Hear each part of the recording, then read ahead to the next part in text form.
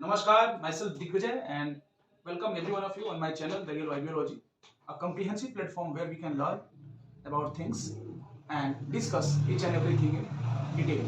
तो कल हमने इंडिया यूएस रिलेशनशिप के बारे में बात किया था। पार्ट 1 हमने कल खत्म किया था और जो पार्ट 1 था it was basically about the historical backdrops of India and US relations. तो आज हम सिविल न्यूक्लियर डील से आगे बात करना शुरू करेंगे, लेकिन उसके पहले एक थोड़ा सा मैं आपको प्रीव्यू देना चाहूंगा। The relationship between two nations are totally rely over the perception. Perception कैसे होता है इसके ऊपर डिपेंड करता है किसी दो देशों का रिलेशनशिप। इंडिया और यूएसए का जो रिलेशनशिप है वो मेरली एक स्टेट बेस्ड रिलेशनशिप नहीं है, बल्कि उससे काफी आगे बढ़ के है, उससे काफी आगे हद तक है। हमारी 30 लाख डायस्पोरा रहती है यूएसए में, 30 लाख इंडियन यूएसए में रहते हैं, जो वहाँ के सोशल, इकोनॉमिकल, कल्चरल और साइंटिफिक सारे क्षेत्रों में अपना अहम योगदान देते हैं। वहाँ के कितने जो वहाँ सिलिकॉन वैली है और सिलिकॉन वैली के कितने सीईओ हैं वो हमारे भारत के हैं और वहाँ पे काफी सब्सटेंशियल एक पोजीशन होल्ड करते हैं। तो अगर पीपल टू पीपल इंटरेक्शन होगा, लोग दूसरे से मिलेंगे, बातें करेंगे, और उसको बोलते हैं non state actors. Non state actors का मतलब क्या, जो स्टेट के इतर हो। राज्यों के तो अपने संबंध हैं ही, डिप्लोमेटिक हैं, डिफेंस के हैं, लेकिन उसके अलग भी संबंध होते हैं, फिल्मों के माध्यम से, कल्चरल एक्सचेंज के माध्यम से, सर्विस सेक्टर के माध्यम से। तो वो संबंध होते हैं जो किसी दो देशों के बीच में रिश्तों को प्रगाढ़ करते हैं, मजबूत करते हैं। भारत आज यूएसए के साथ कदम ताल करते हुए चल रहा है और इंटरनेशनल रिलेशन में no one is permanent ally and no one is permanent enemy. कोई आपका हमेशा शत्रु नहीं होता और कोई आपका हमेशा दोस्त नहीं होता, मित्र नहीं होता। इसी क्षेत्र में यूएसए के भी हमारे साथ कुछ संबंध है और यूएसए के भी हमसे कुछ एक्सपेक्टेशंस हैं। यूएसए का सबसे बड़ा एक रोल क्या कहेंगे कि यूएसए अपने आप को वर्ल्ड का जो फोरम है उस पर अपना डोमिनेंस हमेशा चाहता है और वो एशिया में भी है। और यूएसए को सबसे बड़ा चैलेंज किससे मिला? यूएसए को सबसे बड़ा चैलेंज मिला चाइना से। जब यूएसए वॉर अगेंस्ट टेरर में गया, उसी के पैरेलल में चाइना ने अपनी इकोनॉमी को आज $14 ट्रिलियन लाके खड़ा कर लिया। ओलंपिक देखिए, वहां पे कंसिस्टेंट वहां दे रहा है। दूसरी सबसे बड़ी बात, चाइना कंटिन्यूअसली ये शो कर रहा है कि हम कम्युनिस्ट इकोनॉमी के मॉडल को अपनाते हुए भी कैपिटलिस्ट इकोनॉमी को चैलेंज कर सकते हैं। हम चाइना के यहाँ डेमोक्रेसी नहीं है और वो डेमोक्रेसी के बिना भी हम अपनी इकोनॉमी को वर्ल्ड स्टेज पे टॉप तक लेके जा सकते हैं। और China is all about determination. China determine कर चुका था कि चाइना 2050 तक 47 तक ओवरटेक कर देगा यूएसए के इकोनॉमी को। तो कहीं ना कहीं डोनाल्ड ट्रंप का डिसीजन कि हम अफगानिस्तान से अपने ट्रूप्स को वापस ले रहे हैं, इस बात का कहीं ना कहीं जिक्र था कि USA is becoming pragmatic too. USA pragmatic बन रहा है। हम वहां पे खर्च क्यों करें? बोला था वहां पे डोनाल्ड ट्रंप ने कि हम $400 बिलियन खर्च कर चुके हैं अफगानिस्तान में, तो they are not going to spend that much. और अगर चाइना को टैकल करना है एशिया में, तो सबसे बड़ी पावर है भारत। भारत सबसे बड़ी पावर है जो चाइना को टैकल कर सकती है। वी है, हम अभी खुशखबरी कहिए या बैड न्यूज कहिए, हम दुनिया के सबसे बड़ी आबादी वाले देश बन गए। तो हमारे लिए तो एक आबादी कहीं ना कहीं बर्डन भी है, लेकिन यूएसए के लिए क्या है, बाकी यूरोप के देशों के लिए क्या है? एक सबसे बड़ा मार्केट है। तो यूएसए हमें एक सबसे बड़ा मार्केट देखता है। इंडिया के साथ यूएसए के स्ट्रेटेजिक रिलेशनशिप है, उसके साथ आपको इकोनॉमिक रिलेशनशिप है, सोशल रिलेशनशिप है, कल्चरल भी है, लेकिन सबसे बड़ा चीज क्या है? इकोनॉमी। आजकल के जमाने में अगर आपकी इकोनॉमी मैच कर रही है, अगर आपकी इकोनॉमिक वाइब मैच करते हैं, then the two countries can become ally. तो सबसे बड़ी बात है। दूसरा क्या है कि जो चाइना है, चाइना काफी ओपन इकोनॉमी है। चाइना अपने इकोनॉमी और किसी कंट्री को इंट्रोड्यूस होने नहीं देता है।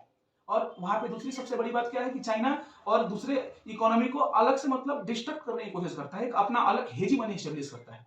और यूएस इसी को टैकल करने के लिए इंडिया का साथ चाहता है। साउथ चाइना सी में आप देखेंगे चाइना का पूरा डोमिनेंस। एक बार किस्सा सुनाता हूं आपको।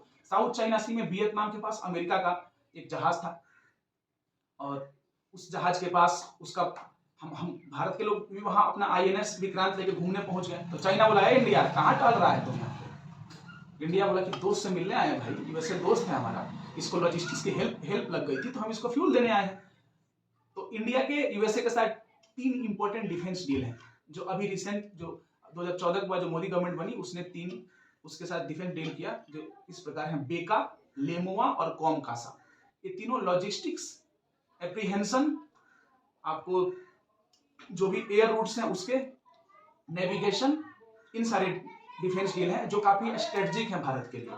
और यूएसए जैसा तकनीक मिलना भारत के लिए कहीं ना कहीं एक लग्जरी है।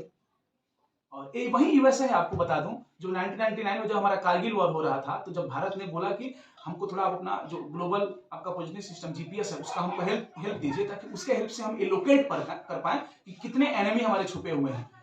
तो उस समय तो 1998 हुआ था हमारा पोखरण परीक्षण, यूएसए से हम बिल्कुल हमारी बनी हुई थी, ठनी हुई थी। यूएसए क्या बोला कि नहीं, ये जो हमारा जीपीएस का यूज है ये सिर्फ सिविल यूज के लिए है, मिलिट्री यूज के लिए नहीं है, तो हम आपको इसको नहीं दे सकते हैं। और आज वही यूएसए का 36 सैटेलाइट हम ऊपर आपको जियो सिंक्रोनस सैटेलाइट से भेजते हैं, हमारे जीएसएलवी से भेजते हैं, पीएसएलवी से भेजते हैं। कितनी बड़ी अचीवमेंट है दोस्तों। वो देश जो हमको स्नेक चार्मर बोलता था, हमको सपेला बोलते थे, मदारी बोलते थे, हम आज दुनिया में उनके समक्ष खड़े हुए हैं। और जब हम दुनिया में किसी के समक्ष खड़े हुए हैं तो इसमें बहुत ऐसे देशों का योगदान है। योगदान चलना तो अकेला ही पड़ता है दोस्तों, दूसरे लोग हमको सहारा देते हैं, सपोर्ट देते हैं, हमको कभी कभी गिरने से बचाते हैं, संभालते हैं। यूएसए ने ऐसा काम किया है हमारे साथ। यूएसए ने समय समय पर, जैसे क्वाड के साथ हमारा समझौता करके, क्वाड 4 देशों का एक समूह है जिसमें ऑस्ट्रेलिया, जापान, इंडिया और यूएसए है, काफी कॉम्प्रिहेंसिव है।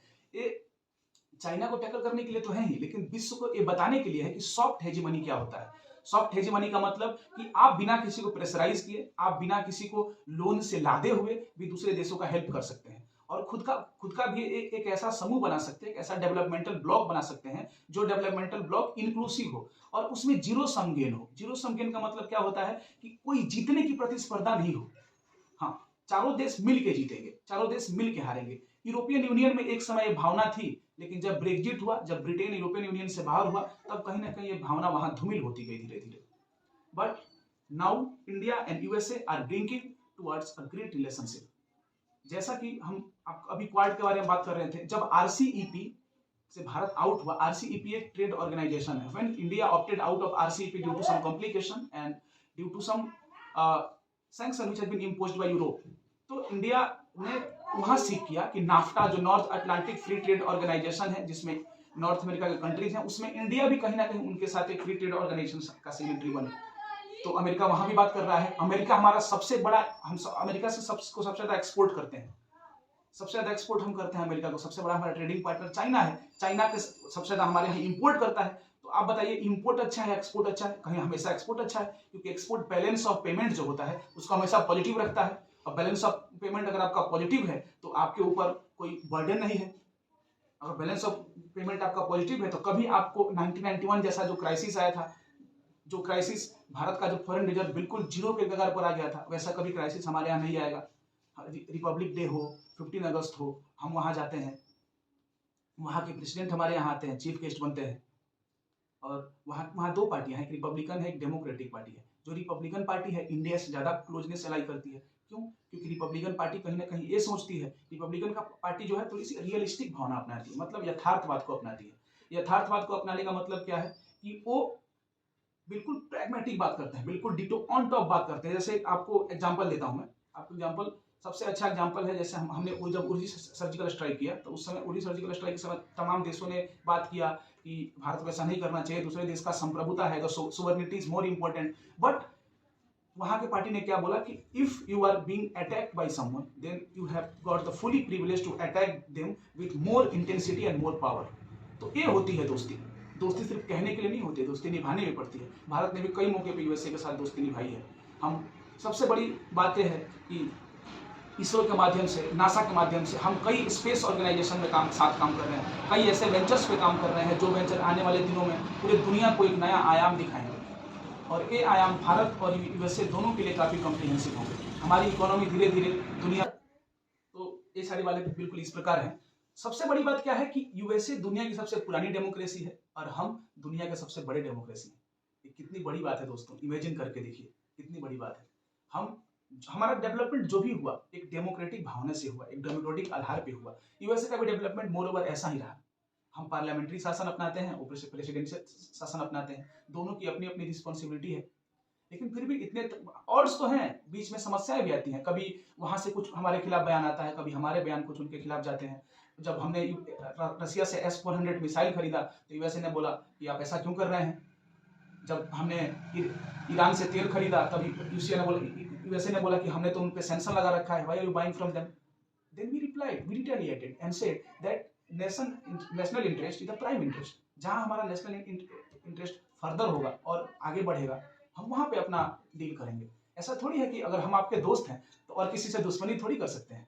हमारा आपका अपना नेशनल इंटरेस्ट है, आपका अपना नेशनल इंटरेस्ट है, आप उसको फर्दर करिए। हाँ, बट हम हमेशा ये बात कहेंगे कि हमारे नेशनल इंटरेस्ट से आपका कोई नुकसान नहीं होगा या आपके नेशनल इंटरेस्ट से हमारा कोई नुकसान नहीं होगा। जैसा कि अभी रसिया यूक्रेन का जो मामला था, उस पर भारत ने भारत बोला कि ना हम कभी रसिया के साथ है, ना यूक्रेन के साथ है, हम बिल्कुल प्रैग्मेटिक हैं, हम अपना पॉइंट ऑफ व्यू रखेंगे। और हमारा पॉइंट ऑफ व्यू यही था कि वॉर कहीं भी हो, किसी दुनिया के किसी पार्ट में हो, वो निंदनीय है। The war is the most expensive matter to fulfill the national interest of any country in this world, and the war should be condemned at any bloody cost. Bharat का बयान था। और हमने रसिया से भी खरीदा, रसिया से भी हम तेल लेते हैं, एनर्जी लेते हैं, यूएसए से भी लेते हैं। हम हमारा हथियार में इजराइल, यूएसए, रसिया सबसे बड़े हमारे पार्टनर हैं। तो ऐसा नहीं है कि अगर हम यूएसए से, इजराइल से, रसिया से दोस्ती रखते हैं तो और किसी कंट्री से हम दोस्ती ना रखें। तो दोस्ती के अलग अलग आयाम होते हैं और अलग अलग परिणाम भी होते हैं। ये हम कामना करते हैं कि जो इंडिया यूएसए का जो आपको जो बिल्डअप है, जो दोस्ती है, हमेशा एक आगे बढ़ते रहे और जो crop which is near to harvest जल्दी जल्दी हार्वेस्ट हो जाए और हमारी जो ये जो दोस्ती है सारे आयामों के साथ आगे बढ़ती रहे और हम दिन प्रतिदिन एक नई ऊंचाइयों को छुएं। That's it. Thank you so much.